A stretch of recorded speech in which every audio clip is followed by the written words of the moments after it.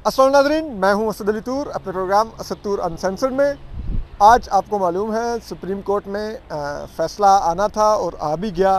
जो right to information act के तहत एक शहरी की दरख्वास्त थी जो सुप्रीम कोर्ट के मुलाजमीन और उनके तमाम अखराजात के मुतल्लिक थी, तो उस डेटा को उन्होंने मांगा था। लेकिन ये आज से 4 साल कबल उन्होंने राइट टू इंफॉर्मेशन एक्ट के तहत, जो कि पार्लियामान ने पास किया है, उसके तहत उन्होंने रजू किया था। उसके ख़िलाफ़ जो सुप्रीम कोर्ट के रजिस्ट्रार थे वो पहले इंफॉर्मेशन कमीशन गए, फिर हाई कोर्ट गए और फिर वो मामला चलता चलता खुद सुप्रीम कोर्ट के ही सामने आया। तो आज चीफ जस्टिस काजी फाइज ईसा ने उस केस का फ़ैसला सुनाया है और उस केस में उन्होंने एक थोड़ी अनोखा एक वो रास्ता दिया है। उन्होंने कहा है कि आप कि जो राइट टू इंफॉर्मेशन एक्ट है, यानी कि लॉ जो पार्लियामेंट का पास करता है, उसका इतलाक़ सुप्रीम कोर्ट पर नहीं होता, लेकिन आप ये मालूमात ले लीजिए, लेकिन आर्टिकल 19A के तहत।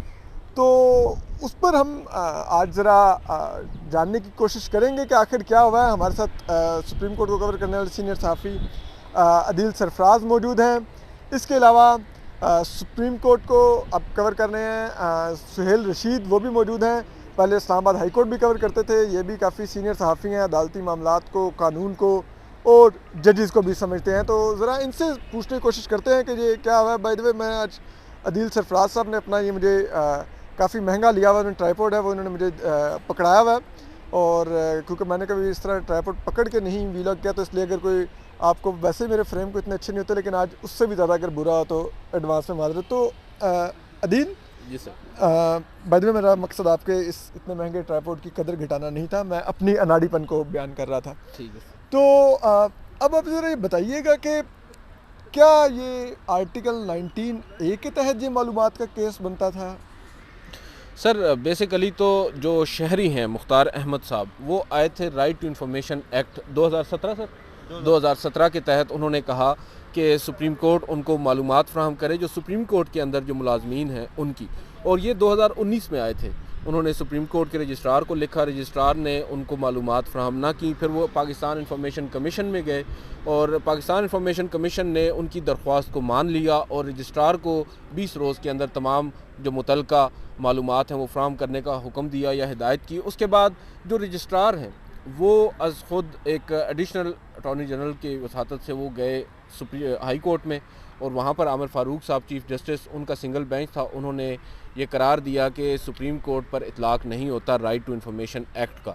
उसके बाद फिर एक डिवीज़न बेंच में अपील दायर की दरख्वास्त गुजार ने, उस अपील के ऊपर भी वही फ़ैसला बरकरार रखा गया जो सिंगल बेंच का था। और फिर हाई कोर्ट के फ़ैसलों के ख़िलाफ़ वो सुप्रीम कोर्ट में आए और आज बिल आखिर जस्टिस काजी फाइज ईसा ने गालिबन 27 तारीख को या 17 मेरे ख्याल से 27 तारीख को इस पर अपना फ़ैसला महफूज किया और अब आज उसको सुनाया गया है, जिसमें मुझे तो बड़ा वो एक जैसा कि आपने इंट्रो में बात की ना, दरमियानी रास्ता इस तरह का लगा कि दरमियानी रास्ता निकाला गया है कि एक शख्स राइट टू इंफॉर्मेशन एक्ट के तहत आपसे इंफॉर्मेशन मांग रहा है और आप उसे कह रहे हैं कि हम पर इतलाक़ नहीं होता, तो हम मफाद आमा को मलूज़ खातिर रखते हुए हम आपको ये मालूमात फ़राहम कर रहे हैं। और 7 रोज़ के अंदर उन्होंने अब रजिस्ट्रार ऑफिस को हिदायत की है कि तमाम तर मालूमात फ़राहम करें। दूसरा, साथ साथ जो कोर्ट फ़ीस थी जो यहाँ पर उन्होंने जमा करवाई और उसके पहले हाई कोर्ट में, वो भी उन्हें वापस करने का हुक्म दिया है।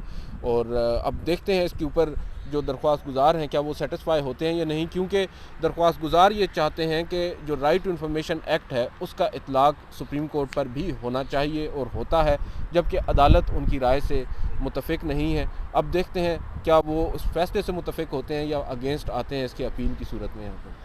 लेकिन ये तो अदील, अगर मैं सुहेल पर जाने से पहले एक चीज़ जो आपसे पूछना चाहूँगा, if I am not wrong, women action forum ने जजेस के असासों के लिए रजू किया था कि अपने असासे डिक्लेयर करें, और if I am not wrong वो राइट टू इंफॉर्मेशन एक्ट के तहत ही किया था। जी जी। तो अगर सुप्रीम कोर्ट ये बार तय कर रही है कि ये इतलाक़ नहीं होगा, तो इसका मतलब है तो कल के लिए भी अगर कोई राइट टू इंफॉर्मेशन एक्ट के तहत कोई मालूमात सुप्रीम कोर्ट से लेना चाहता है, तो ये तो उनको डिस्करेज किया जा रहा है कि आप नहीं आ सकते सुप्रीम कोर्ट, ये चलें हम आपको एक 19A के तहत कुछ मालूमात दे देते हैं। बिल्कुल ऐसे ही है। अब देखें मुबर्रा तो नहीं है कोई भी कानून से। और जैसा कि अभी माजी में हमने देखा, गुज़िश्ता हफ्ते एक फ़ैसला आया था और उस फ़ैसले में एक मैं ये समझता हूँ वो फ़ैसला बेहतर था, क्योंकि पार्लिमान की बालादस्ती को तस्लीम किया गया है। पार्लिमान की जानिब से एक ऐसे कानून को दुरुस्त करार दिया गया है जिसमें सुप्रीम कोर्ट के जो इख्तियारात हैं या सुप्रीम कोर्ट का जो दायरा इख्तियार है उसको वसी किया गया है अपेरेंटली, मगर उसके बावजूद आपने उसको अपहेल्ड किया है। अब आज आप एक और कानून से मुतालिक ये राय दे रहे हैं कि उसका इतलाक़ हम पर नहीं होता। और जो बात अभी मैं पहले सोहेल रशीद साहब से भी कर रहा था कि जो जजेस की जुडिशल साइड है, चले रजिस्ट्रार ऑफिस बेशक आप कहते हैं कि इंतज़ामी नहीं, जुडिशल साइड पर भी है, उसके भी काम देखता है, तो जुडिशल साइड भी कोई ऐसी बात तो नहीं है कि उसको आप फ्राहम नहीं कर सकते उससे मुतल्लिक जो मालूमात हैं। और जैसा कि पहले बता रहे थे कि एक चीज़ होती है, कुछ फ़ैसले होते हैं जो पेंडिंग होते हैं, जिनके ऊपर ज़ेर इल्तवा फ़ैसले, उनके ऊपर ऑब्वियसली इन्फॉर्मेशन आप नहीं कर सकते, मगर जो दीगर मामलात हैं वेबसाइट के ऊपर हर चीज़ पब्लिक होती है, तो क्यों कर आप राइट टू इन्फॉर्मेशन एक्ट का इतलाक़ ख़ुद पर नहीं कर रहे। इसकी रीज़निंग खैर डिटेल जजमेंट में आएगी, मालूम हो जाएगा, हो सकता है उनकी कोई वैलिड रीज़न हो जो अभी तक हमारे सामने नहीं आई। अभी तो सिर्फ अदालत में 4 सत्रें पढ़कर एक मुख्तसर हुक्मनामा सुनाया गया। अच्छा, ये सुहेल आप ज़रा पहले तो व्यूवर्स को ये ज़रा क्लियर कर दीजिएगा कि इस दफ़ा राइट टू इन्फॉर्मेशन एक्ट के तहत इस शहरी ने क्या मालूमात मांगी थी सुप्रीम कोर्ट से।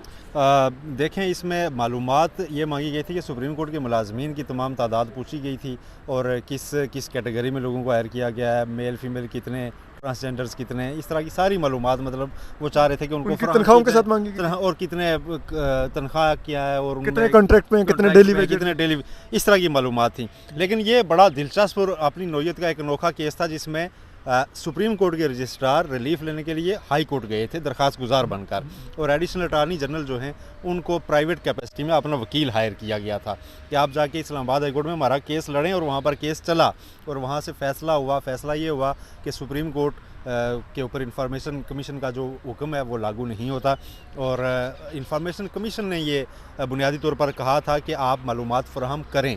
रजिस्ट्रार को कहा था कि आप ये मालूमात देने के पाबंद हैं। सबसे पहले ये मामला चला था, रजिस्ट्रार के पास सीधी दरख्वास्त आई थी कि आप हमें ये मालूमात दें, उन्होंने नहीं दी, कोई रिस्पांस ही नहीं दिया था।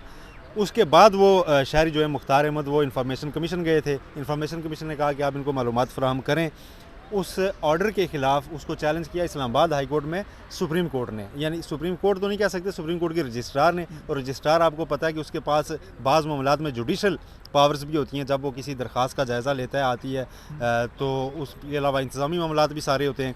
तो उन्होंने अपना वकील का रखा था। हाई कोर्ट ने इनकी इस्तदा मंजूर की और सुप्रीम कोर्ट को रिलीफ रजिस्ट्रार सुप्रीम कोर्ट के को दिया कि आप मेरे ख्याल में सुप्रीम कोर्ट ही बेहतर लफ्ज़ है। सुप्रीम कोर्ट का रजिस्ट्रार तो सुप्रीम कोर्ट ही गई ना रिलीफ मांगने हाई कोर्ट, यानी कि सुप्रीम कोर्ट अपनी चीफ जस्टिस, तो उसमें हम मैं थोड़ा सा उसको सुप्रीम कोर्ट नहीं कह रहा। अगर आपको याद हो तो जस्टिस काजी फाइज़ साहब माजी में जो खतूत लिख चुके हैं उसमें भी हवाला दे चुके थे कि रजिस्ट्रार का क्या काम है कि वो उठ के वो सुप्रीम कोर्ट एक मातहत अदालत से अपने लिए रिलीफ मांगने चली जाए, और वो रजिस्ट्रार जो सुप्रीम कोर्ट का है वो अदालत में एक अपनी मातहत अदालत में बतौर एक दरख्वास्त गुजार खड़ा हो। ये जस्टिस काजी फाइज़ साहब अपने खतूत में हवाला दे चुके हैं। उन्होंने आज के फैसले में भी मैं समझता हूँ कि जो साबिक रजिस्ट्रार थे और उनके सारे कंडक्ट को सना भी किया है, उसको एक्सेप्ट नहीं किया। लेकिन ये मामला सिर्फ एक रिकॉर्ड किया था कि सुप्रीम कोर्ट के रजिस्ट्रार वहाँ गए थे और इनके हक़ में फ़ैसला हुआ। फिर उसके खिलाफ सुप्रीम कोर्ट में अपील दायर की गई शहरी की जानिब से। अब सुप्रीम कोर्ट में अपील दायर की जा रही है और उसमें जो पार्टी बनाया जा रहा है रजिस्ट्रार सुप्रीम कोर्ट को, सुप्रीम कोर्ट के रजिस्ट्रार सुप्रीम कोर्ट के सामने एक फ़रीक़ मुखालिफ के तौर पे खड़े थे और उस केस का आज फ़ैसला आ रहा है और उसमें ये कहा जा रहा है कि नहीं, आप मालूमात फ़राहम करेंगे। अब इसमें जो आज का फ़ैसला है इसको दो तनाज़ुर में असद भाई हम देख सकते हैं।